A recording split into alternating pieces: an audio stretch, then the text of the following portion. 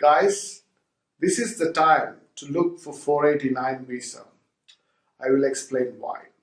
So who is a software engineer?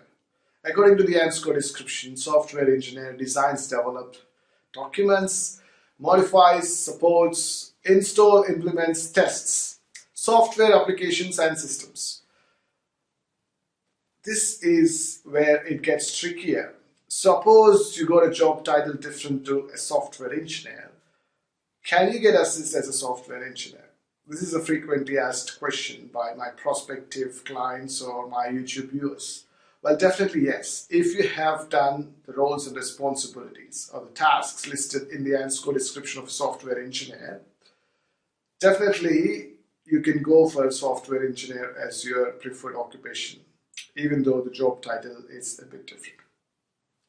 The advantage of going with software engineer is that most of the IT occupation job titles could be classified as a software engineer, but not vice versa. For example, a software tester could be a software engineer. A software designer or a software developer could also be a software engineer.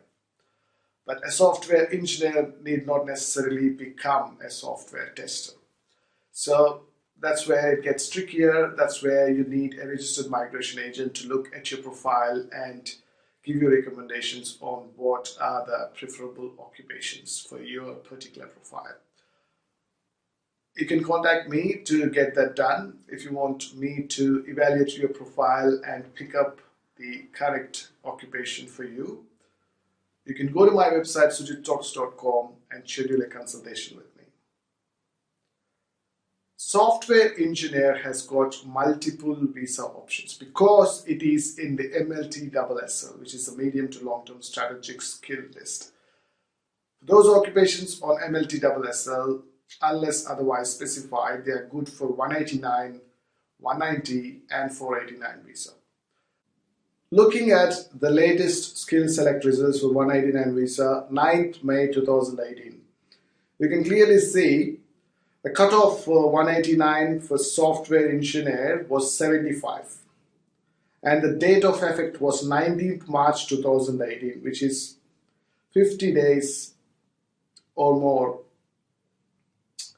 before 9th of May. So you're looking at 50 to 51 days for invitation with 75 points for a 189 visa, according to the 9th May results, which is very bad news. That's why you have to look at 190 options. In 190, there is no cutoff. So I've got a separate video on 190 visa where I have explained how there is no cutoff for 190 visa. So there is no cutoff for 190 visa. There is no official results like 189 visa where they publish what's the trend like for a particular occupation in a particular state. What you can do is go to each state or territory website and see their skill lists. Some states have got different lists for 190 and 489, some has the same list. And some have different requirements for overseas applicants. The popular states for 190, especially for the overseas applicants, are both Victoria and New South Wales. Put together, Victoria and New South Wales gave more than 5,000 invitations from July 1st, 2017 to April 2018. New South Wales gave more than 2,500. Likewise, Victoria gave more than 2,500. Victoria topped the state nomination lists in 190.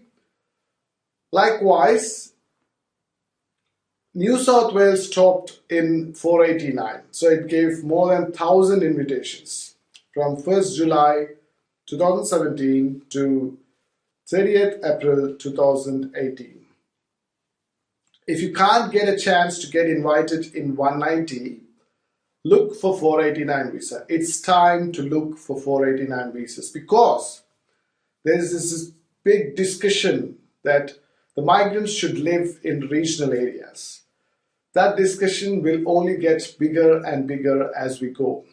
Because, think logically, in every country there is this same discussion that you have to develop countryside or villages or small towns and make them big and bigger.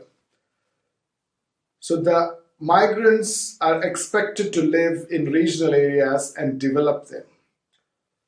Remember, skill migration is always about give and take. It's not a zero-sum game. So when you come here to take something from this country, you should be able to give back something to this country. And it is expected from you to live in regional areas and develop it. I know it's a big ask for you because the hospitals, schools, the public infrastructure, and also the public transport is not that great as it is in Sydney and Melbourne. So it's very hard for a migrant to go and settle in a regional area. But it's very simple to get a 489 visa when compared to getting a 190 or a 189 visa. Because you get 10 more points for a 489 visa, like you get 5 for 190 visa. On top of that, the requirement is just 7 each in IELTS or 65 in PTE or equivalent score in another approved exam. The simplicity here is you just submit an expression of interest, choosing New South Wales 489 as your preferred option, and straight away you can go to Far South Coast, New South Wales, where there is this 489 option, and you can apply. So you do not have to wait for an invitation from the Far South Coast to apply to them. So the Far South Coast application can be done by email. You can put all the required documents, send an email to them, pay the fees, and wait for the 489 actual invitation to apply the visa. So it's a lot simpler than waiting for a 190 invitation and a 189 invitation.